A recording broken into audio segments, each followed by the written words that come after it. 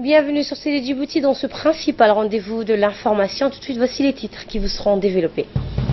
Et une formation consacrée à la promotion de l'entrepreneuriat dédiée pour les jeunes de la commune de Balbala s'est clôturée à l'INAP. Et l'État islamique qui revendique les 2 attentats contre 2 mosquées à Kaboul. Bonjour, et avant de développer ces titres, je vous emmène au Rwanda où une délégation conduite par le ministre de l'Intérieur, Hassan Omar Mohamed, s'est déplacé à Kigali pour participer à la 2e session des experts du comité spécialisé sur la migration, les réfugiés et les personnes déplacées. Donc, la 2e session qui se tient du 16 à ce 21 octobre.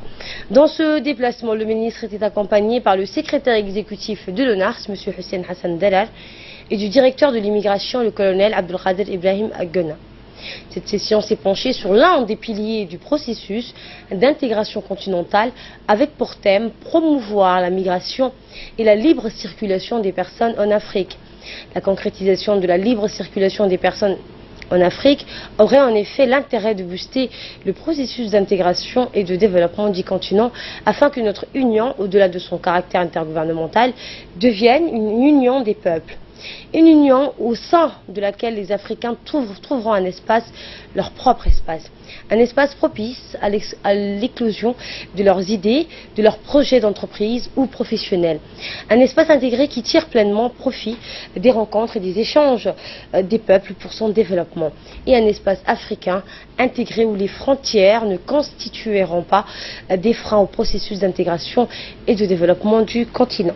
Et l'autre sujet important qui a fait l'objet de cette session est celui de la migration, un sujet d'actualité donc brûlante. Cette session aura pour intérêt de réévaluer et d'actualiser le cadre de politique migratoire africain existant et d'apporter une contribution africaine aux consultations et réflexions au cours sur le pacte mondial pour des migrations sûres, ordonnées et régulières. Retour à Djibouti et dans le cadre de la mise en œuvre de la Convention de Vienne et du protocole de Montréal relatif aux substances approvissant la couche d'ozone dont Djibouti est signataire depuis 1999. Le ministère de l'Habitat, de l'Urbanisme et de l'Environnement à travers la Direction de l'Environnement et du Développement durable a tenu un atelier de formation des douaniers sur le contrôle de l'importation des substances approvissant la couche d'ozone. Donc Hussein est avec nous sur ce plateau pour nous en dire plus sur quoi apporter donc cet atelier, Hussein. Effectivement, donc Asma, l'atelier avait pour objectif de former donc les douaniers et autres agents sur le contrôle de l'importation des substances appauvrissant la couche d'ozone et l'apprentissage et la maîtrise des techniques de détection des substances appauvrissant la couche d'ozone. En effet, les émissions du SAO contribuent à la destruction de la couche d'ozone, bouclier céleste essentiel pour la survie sur Terre. L'atelier s'inscrit dans le cadre du plan de gestion finale de l'hydrochlorofluorocarbone et permet d'outiller nos douaniers et autres agents de toutes les connaissances nécessaires pour mieux contrôler et suivre au niveau national les substances appauvrissant la couche d'ozone. Donc à présent, nous écoutons le secrétaire général du ministère de l'Environnement. D'abord, qu'est-ce que c'est que la couche d'ozone? La couche d'ozone, c'est une couche stratosphérique qui protège la Terre, la vie sur Terre, du rayonnement ultraviolet. Et les scientifiques ont constaté que certains produits chimiques, qu'on appelle généralement les substances approvissant la couche d'ozone, mais il y en a plusieurs, une centaine de produits, dont les plus connus sont les CFC, le halon, le bromure de méthyle. La douane a un rôle important parce que ces produits sont importés, ce n'est pas nous qui les produisons. Donc les produits d'importation rentrent par des frontières terrestres, maritimes ou aériennes, et c'est le rôle de la douane de contrôler toutes les importations. Et nous remercions la douane pour cette collaboration. Un ensemble de ces activités a permis d'éliminer déjà les CFC, et maintenant nous sommes passés dans une nouvelle phase où on cherche aussi à éliminer progressivement les produits chimiques qu'on appelle HCFC. Nous allons aussi former et équiper les douaniers. Et donc au total, Asma, une trentaine de douaniers et d'autres agents ont pris part à cet atelier de formation. L'atelier s'est clôturé par la remise des certificats pour le participant. Asma. Merci Hussein Aouled pour ces précisions. Dans le reste de l'actualité, sous l'égide du ministère du Travail chargé de la réforme de l'administration, l'ANIFIP a clôturé, en partenariat avec l'USAID et la mairie de Djibouti, une formation consacrée à la promotion de l'entrepreneuriat dédié pour les jeunes de la commune de Balbala. Cette formation va permettre au renforcement de capacités sous l'esprit entrepreneurial pour les jeunes et d'assimiler ainsi les notions essentielles sur la conduite des projets. La cérémonie de la clôture a vu la participation du secrétaire général du ministère du Travail, Abdallah Mohamed, et du directeur général de l'ANIFIP, Hussein Ismail Aden, ainsi que le représentant de l'USAID, M. Steven Dorzé, et le président de la commune de Balbala, M. Wabri Nour Aliye. Objectif, intégrer les jeunes diplômés dans le domaine de l'entrepreneuriat et sur la création de l'emploi.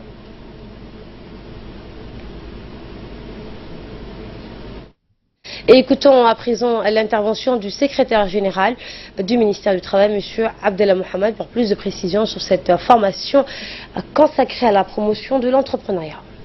La promotion de l'entrepreneuriat chez les jeunes constitue une des mesures importantes pour le développement de l'emploi. Le plaidoyer pour l'intégration et l'inclusion des jeunes à travers l'entrepreneuriat a été affirmé par le chef de l'État lors du dernier forum sur l'emploi. C'est pourquoi l'État a mis en place de nombreux programmes pour susciter des vocations, soutenir les idées et initiatives génératrices d'emplois dans les différents cadres de référence qui visent le développement économique. Ainsi, dans le plan d'action opérationnel de la politique nationale de l'emploi, plusieurs activités sont dédiées à cette thématique. Appuyer et accompagner les jeunes diplômés engagés dans la création de l'auto-emploi pour le montage de leur business plan et la recherche de financement. Dans le programme numéro 2, intitulé « Amélioration de l'employabilité et de l'insertion des jeunes et femmes ». Et nous partons à Arta, cette fois où le 17 octobre dans cette région, M. Mohamed Fouzi Ahmad, préfet par intérim de la région, M. Elmi Bouh, président du conseil régional d'Arta, Omar Wabri, député national, les élus locaux et le général de division aérienne Thierry Duquesnoy, commandant des forces françaises stationnées à Djibouti, ont inauguré la construction d'un réservoir d'eau sur le site du Petit Bara. Les habitants se sont réjouis de ce projet piloté et mis en œuvre par le gouvernement de soutien et la direction de l'infrastructure des forces françaises à Djibouti. Cette construction d'une capacité de stockage d'eau et de 140 mètres cubes est une vraie plus-value donc pour les nomades. Les murs de 40 cm d'épaisseur sont construits de façon traditionnelle avec des pierres basaltiques du désert et taillées artisanalement à la main par des ouvriers recrutés pour l'essentiel parmi les locaux. Il servira au stockage et à la conservation de l'eau de pluie pour l'abrévage des cheptels, principalement des cabrins, ovins et camélides, des éleveurs de la zone durant une période assez longue. Notons de plus que le site identifié est bien situé au pied des bassins versants et à la trajectoire de ruissellement d'eau des pluies au cœur des campements des nomades vivant avec leur cheptel à Petit Bara. L'impact du projet sera important puisque le premier résultat sensible de la création de cette citerne étant les gains de temps qu'elle procure aux femmes et aux enfants qui seront dispensés de la corvée d'eau ou des grands trajets à parcourir. Et au nord du pays, à présent, une aide alimentaire et matérielle a été acheminée hier dans le secteur de Mabla, de la région de Tadjoura, au profit des familles nomades vulnérables. Des familles entières de ces localités ont été victimes des vents violents et des fortes précipitations le mois dernier. Et cette aide composée des produits alimentaires, des matériaux de construction va permettre de réhabiliter les habitations traditionnelles qui ont été fortement endommagées par ce phénomène climatique. L'aide a été acheminée jusqu'au village de Galbanamba par le député Youssouf Moutouna et a été octroyée par le ministre des Affaires étrangères, M. Mohamed Ali Youssouf, et la secrétaire d'État en charge des affaires sociales, Mouna Ousmane Adan, en collaboration avec la préfecture de Tadjoura. Le parlementaire donc a annoncé que ce soutien matériel va soulager les populations victimes des intempéries dans le secteur de Mabla. Et c'est aussi un geste fort du gouvernement et de la préfecture pour venir en aide à la population dans les zones rurales éloignés. Des images donc que vous aurez dans nos prochaines éditions. Et hier, un bateau transportant de nombreuses familles yéménites qui ont fui la guerre a accosté à l'escale d'Obok, escorté par la Marine nationale. L'opération d'amarrage du bateau s'est déroulée sous la supervision du préfet d'Obok, M. Hassan Dabalé, en présence des services compétents en la matière, comme la police des frontières et l'équipe de contrôle sanitaire. Eh bien, cette équipe de contrôle sanitaire du CMH d'Obok, conduite par le docteur Moustapha Mohamed, a pour mission d'inspecter le navire et ses passagers et d'en évaluer les risques de propagation des maladies conformément aux dispositions du règlement sanitaire international. En effet, ces dispositifs de contrôle sanitaire sont mis en place par le ministère de la Santé qui dispose de sites sentinelles au niveau de chacun des points d'entrée qui existent dans notre pays, tels que les aéroports, les ports et les postes frontalières. Grâce à ces sites sentinelles, le ministère de la Santé vise à prémunir le pays de tout risque de maladies importées en dressant des remparts imperméables et à toute éventualité d'introduction des maladies sur le sol djiboutien. À cet effet, l'équipe de contrôle sanitaire a tout d'abord procédé à la désinfection et à la désinfection, du bateau pour éliminer tout risque de propagation de vecteurs. Puis le docteur Moustapha et son équipe ont effectué des prélèvements et des examens cliniques sur les passagers du bateau en vue d'évaluer leur état de santé et ainsi à prévenir et écarter toute menace pour la santé publique. Et de là, nous passons à ce qui domine l'actualité internationale avec vous, Fardous Hussein. Bonjour. Bonjour. On va parler de l'Afghanistan où l'État islamique a revendiqué les 2 attentats contre des mosquées. Donc, dernier attentat en date d'une longue série, 12 attaques dont une est revendiquée par l'État islamique et ont touché en même temps les communautés sunnites et chiites d'Afghanistan. Effectivement, donc, Esma, comme vous le dites, les Afghans ont donc payé hier un lourd tribut de la situation chaotique qui sévit dans ce pays. Près de 60 personnes ont été tuées ce 20 octobre dans 2 attentats en Afghanistan. L'un visant la minorité chiite à Kaboul, l'autre une mosquée sunnite dans le centre du pays. La première a été revendiquée par l'État islamique dans un communiqué. Ces 2 attaques meurtrières clôturent une semaine sanglante à travers le pays.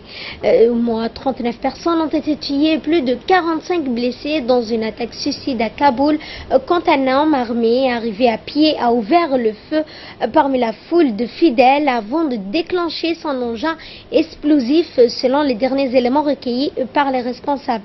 Parallèlement, une mosquée sunnite cette fois a été visée dans la province de Ghor dans le centre du pays, faisant au moins 20 morts et 10 blessés selon le porte-parole du ministère de l'Intérieur.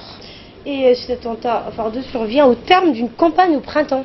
Tout à fait, donc les attentats à Kaboul et de Ghor surviennent au terme d'une semaine particulièrement meurtrière en Afghanistan avec 3 attaques, rappelons-le, le 17 et 19 de ce mois contre des bases et des enceintes des services de sécurité au terme d'une campagne au printemps et ont été donc peu conséquentes sur le plan militaire. Les talibans ont accentué leur pression, multipliant ainsi donc des attaques sanglantes, notamment contre les complexes policiers et militaires.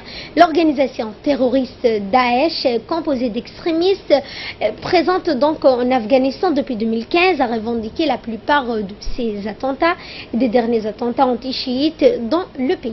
Et au Bangladesh, Fardous, un rapport de l'UNICEF alarmant les conditions de vie des enfants rohingyas dans les camps à Bangladesh. Ils ont faim, ils ont soif, ils vivent plutôt survivre sans soins médicaux de base et ils sont 340 000. Ces enfants donc sont les musulmans donc installés en Birmanie.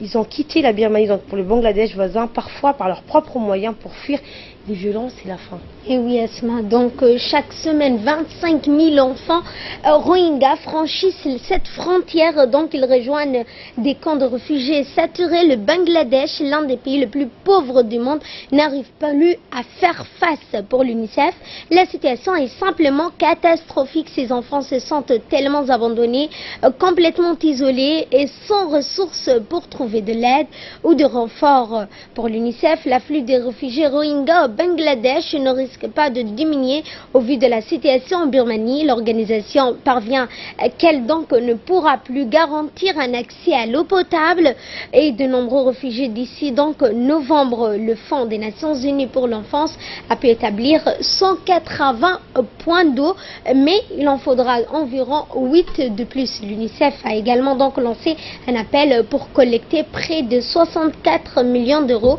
pour aider ces enfants Rohingyas à ces jours donc à travers le monde. On n'en a obtenu que 7%. Merci Fardous Hussein et merci à vous qui nous suivez. Excellente suite de programme sur Télé Djibouti.